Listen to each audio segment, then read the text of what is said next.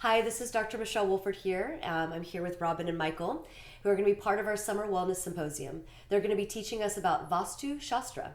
So I would love to have you educate us. What is Vastu Shastra? So Vastu means building and Shastra means science. It's the science of building, and it's the precursor to feng shui. It's said to be 7 to 10,000 years old, and it comes from an ancient part of the Vedas where you find yoga, meditation, Ayurveda, the science of healing, and Jyotish, the science of the stars and how they affect us. So it's sister science to all of those things that I just mentioned, and it's about getting energy to move in your space. Many of your viewers have experienced going to a house or an office and feeling uneasy. And it's the science that explains why we feel uneasy. And it's just in this science, we identify where energy's getting stuck, and then we find a way to get that energy to start moving again. So you feel uplifted in that space.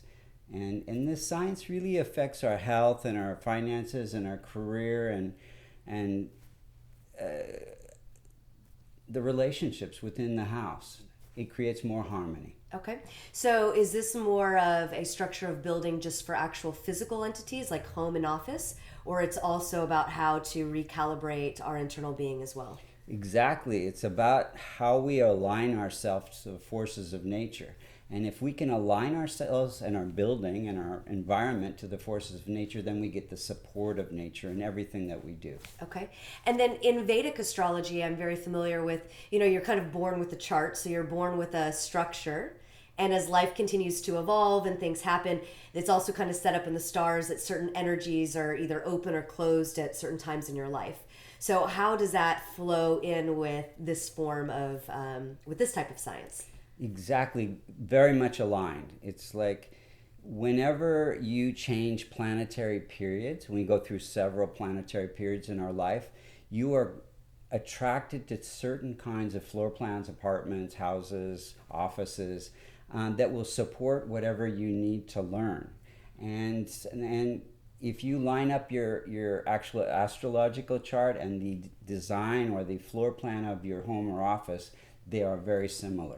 And Robin, I would love to hear from you. How do you see Vastu really supporting families in a happy, healthy home? Well, the design of a home is very important, especially when you're dealing with families with young kids and teenagers, actually.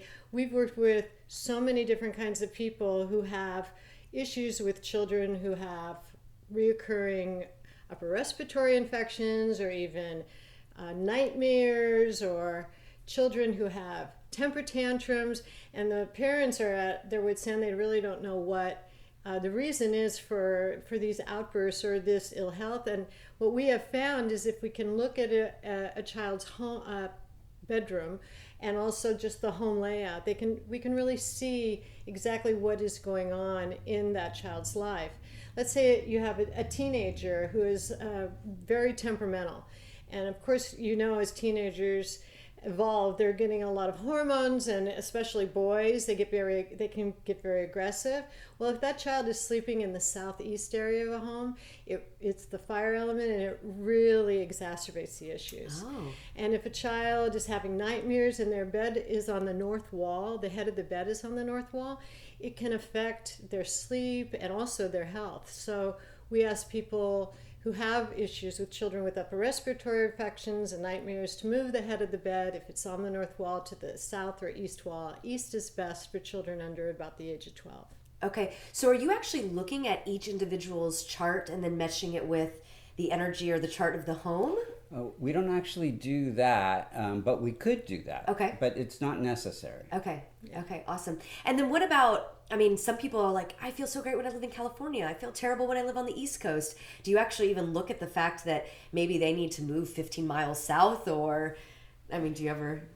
You can definitely tell that Okay. from their chart. There are certain planetary lines that run through the globe, and it's ideal if you can live near a planetary line that's very positive in your chart, very benefic in your chart, that will support whatever it is that is challenging you. Like, for example, if it's relationships, and Venus is the one planet that indicates your relationships is strong for you.